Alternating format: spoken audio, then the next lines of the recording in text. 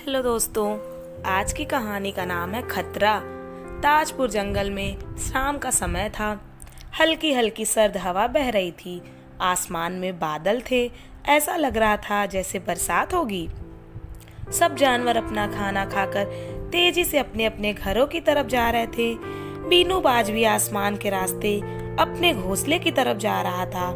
आज वह अपने घोंसले से बहुत दूर आ गया था, इसलिए वह जल्दी से उड़कर अपने घर पहुंचना चाहता था।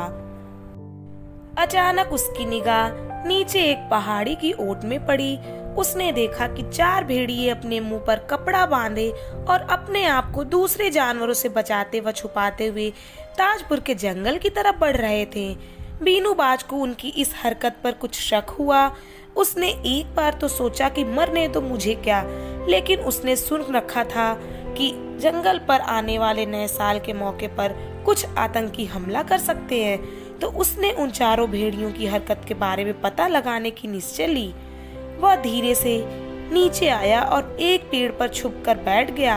अब बीनू बाज तो उन 4 भेड़ियों को देख सकता था, लेकिन वो 4 उसको नहीं देख सकते थे। वो 4 भेड़िए भी उसी पेड़ के नीचे आकर बैठ गए। काले बादलों की वजह से अंधेरा होने लगा था। 4 भेड़ियों में से एक बोला, बस अब थोड़ी देर की बात है जब ताजपुर जंगल के सब जानवर सो जाएंगे और फिर हम उन पर हमला कर देंगे। दूसरा बोला, हाँ, सब अपने अपने हथियार चेक कर लो। इतना कहने पर सबने अपने थैली में छिपाई हुई आधुनिक बंदूक को निकाल कर देखा और सबने एक साथ कहा, सब ठीक है। अब बीनू बाज भी घबरा गया और उसका शक यकीन में बदल गया। अब उसने सोचा कि सब जंगल वालों को इसके बारे में बताना चाहिए, जिससे कि वो अपने बचाव में कुछ कर सके। वह तुरंत धीरे से उस पेड़ से उड़ा और अपने ताजपुर के जंगल के द्वार पर पहुंचा। डर और घबराहट से वह पसीने पसीने हो रहा था। उसको इस हालत में देखकर खेमू खरगोश बोला, अरे बीनू, इतना घबराए और बदहवास से कहाँ भागे जा रहे हो? इतना सुनकर बीनू बाज रुका और नीचे आकर खेमू खरगोश के पास बैठ गया। उसने जल्दी से उन आतंकी भेड़ियों की बात उसे बताई। अब खेमू खरगोश भी परेशान हो गया और काफी घबरा गया। बीनू बाज जाने लगा और बोला, मुझे सारे जंगल वासियों को बताना पड़ेगा। इतना सुनकर खेमू खरगोश बोला,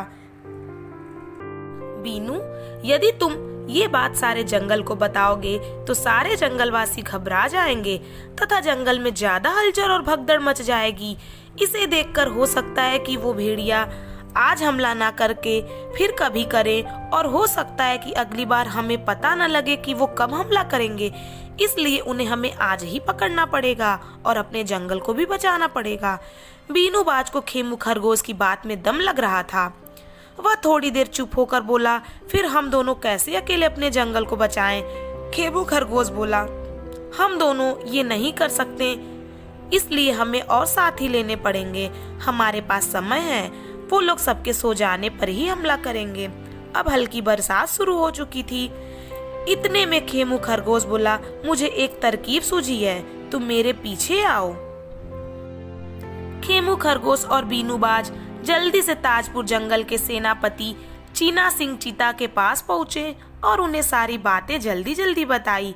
वो उनकी इस बात से सहमत थे कि उन्हें हम आज और बिना किसी शोर शराबे के पकड़ेंगे। तभी खेमू सर खरगोश ने उन भेड़ियों को पकड़ने की एक योजना बताई तो वे खुश हुए। सेनापति बोला, हाँ, ये ठीक रहेगा, इससे हम उनको बिना किसी शोर शराबे के पकड़ सकेंगे। वो तीनों मिलकर अजगर भाइयों के पास पहुँचे और उनको भी सारी बातें बताई तो वो भी झट से मान गए और उनके साथ चलने के लिए तैयार हो गए। वो सब मिलकर जुगनू के मोहल्ले में पहुँचे और उनको भी बात बताकर अपने साथ ले लिया। वो सब भी सहायता को तैयार हो गए और उनके साथ चल दिए। अब सब मिलकर बीनू बाज के पीछे उन छुपे भेड़िए आतंकियों के ठिकाने पर पहुँचे। जब वो सब उन आतंकियों के पास पहुंच गए तो बीनू ने उन्हें रुकने का इशारा किया। अंधेरा काफी हो गया था और अब बरसात भी तेज थी, लेकिन उन सबको दिख रहा था कि वो आतंकी वहीं छिपे हुए हैं। अब सेनापति चीना सिंह चीता ने कहा, अब हमें अपनी योजना पर काम करना है। बीनू, तुम अपनी चोंच में उठाकर इन अजगर भाइयों को पेड़ की डाल पर ठीक उन आतंकियों के सिर पर ऊपर बैठाओ। सेनापति ने अजगर भाइयों को कहा कि जैसे ही ये सब जुगनू पेड़ से एक साथ तेज रोशनी करे तो तुम उन चारों भेड़ियों पर पेड़ पर से हमला करके दबोच लेना, और उसके बाद मैं और खेमू उनको जाल में डालकर कैद कर लेंगे। उन चारों ने सहमति से सर हिलाया। बीनू ने वैसा ही किया और एक एक करके उन चारों अजगर भाइयों को डाल पर अपनी चोंच से ले जाकर बैठा दिया था और उन आतंकियों को एहसास भी नहीं हुआ। उसके बाद खेमू खरगोश ने जुगनू के दल की तरफ इशारा किया तो वो लोग पेड़ के ऊपर झुंड में खड़े हो गए। जैसे ही खेमू खरगोश ने मुंह से आवाज निकाली तो तुरंत जुगनू चमकने लगे और इतनी रोशनी हो गई कि वो आतंकी साफ दिखने लगे। तुरंत ही चारों अजगर पेड़ से एक एक करके उन पर झपटे। इससे पहले कि वो कुछ समझ पाते, खेमू खरगोश और सेनापति चीना सिंह चीता ने उन्हें चाल में पकड़कर कैद कर लिया और झटपट बीनू बाज ने उनके हथियार छीन लिए। वो अब पूरी तरह से कैद में थे। उनको पकड़कर उसी समय जंगल के राजा शेर सिंह के सामने पेश किया गया।